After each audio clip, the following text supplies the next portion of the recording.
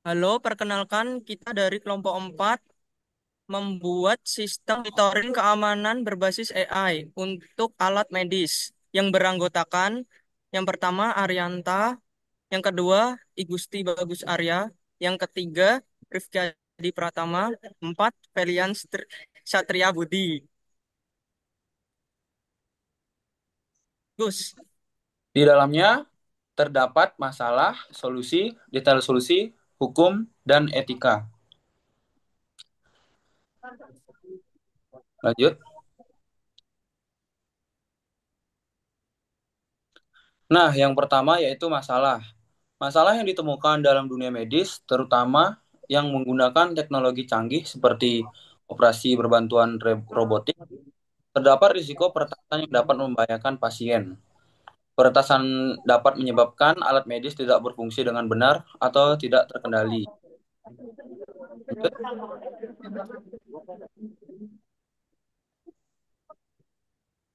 lanjut. Lanjut. Solusi IT yang diusulkan yaitu pengembangan AI monitoring sistem sebagai solusi keamanan cyber untuk sistem medis dengan langkah-langkah sebagai berikut. Yang pertama, ancaman real time, yaitu AI memantau jaringan untuk mendeteksi aktivitas secara langsung. Kedua, pemantauan dan respon otomatis, yaitu AI secara otomatis merespon ancaman untuk mencegah kerusakan. Ketiga, pembelajaran berkelanjutan, yaitu AI menggunakan pembelajaran mesin untuk mengenali ancaman baru. Yang keempat, enkripsi dan keamanan berlapis, yaitu implementasi enkripsi tinggi dan firewall untuk meningkatkan keamanan sistem. Kelima, simulasi dan pengujian keamanan, melakukan pengujian rutin dengan simulasi serangan cyber guna memastikan sistem mampu mendeteksi dan menangani ancaman yang dengan baik. Keenam, solusi ini diharapkan dapat minimalkan risiko peretasan. Oke, untuk detail solusinya ini pertama ada flowchart, dimulai dari start, lalu ke login, lalu dicek apakah passwordnya sudah benar. Jika salah, dicek kembali apakah sudah 3 kali salah. Jika sudah 3 kali salah, maka ada sistem keamanan untuk eh, membuat bisa login kembali dalam waktu 3 menit. Nah, misal dicoba masih salah lagi akan multiply akan dikali dengan 3 dan seterusnya. Oke, jika sudah login akan masuk ke sistem monitoring. Ini AI akan auto run, auto jalan. Rutenya itu AI akan ngecek itu chargernya sudah selesai atau belum. Jika belum, akan dicek kembali apakah ada force stop, pemberhentian paksa. Jika tidak, mengecek apakah ada ancaman atau tidak. Jika tidak, akan mengulangi rutenya lagi kembali ke AI ngecek kembali. Rutenya akan seperti itu. Misal ada force stop, mesin akan berhenti dan menjauh pelan-pelan dari pasien. Jika ada ancaman, juga akan melakukan hal yang sama. Hmm. Jika sudah selesai, akan ada add report. Ini tuh tujuannya untuk mengecek, bukan mengecek, untuk memberi laporan apakah operasinya berjalan dengan lancar atau tidak. Nah, kedua ada database. Database yang pertama itu ada table user, itu buat user ID, terus username, password, terus di kedua ada table booking, itu monitoring ID, times, ada timestamp juga, terus ada status. Status ini untuk mengetahui apakah selama operasi itu ada ancaman atau tidak. Yang ketiga itu ada threat log. Itu buat ngetahui itu ancaman levelnya setinggi apa. Terus keempat ada table operation. Table operation ini tuh tujuannya untuk eh, menyimpan apakah ada aksi yang dilakukan saat operasi seperti tadi ada for stop dan lain sebagainya. Terus yang keempat ada table report. Ini itu buat menyimpan eh, laporan-laporan yang disubmit. Next.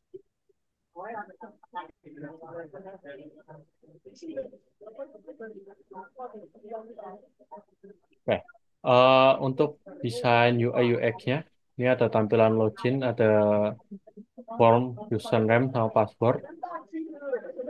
Lalu ada tampilan monitoring, itu buat ngecek cam, buat ngelihat apakah operasinya berjalan dengan lancar. Terus ada status, apakah aman, ada ancaman atau tidak, atau internet aman atau tidak. Itu ada network-nya juga. Terus ada button buat eh, action, kayak buat for stop. Oke, next lagi.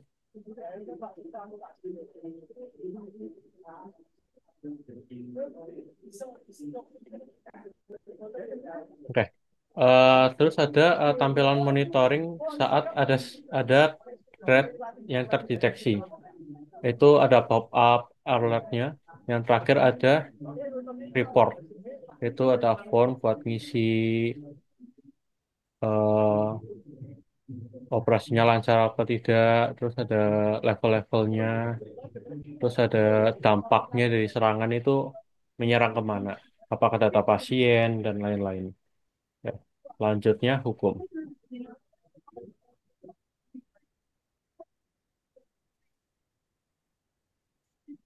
Ya, selanjutnya hukum. Yang pertama ada Undang-Undang Nomor 36 Tahun 2009 tentang kesehatan. Pasal pertama yaitu pasal 57 ayat 1. Setiap orang berhak atas kerahasiaan kondisi kesehatan. Bentar.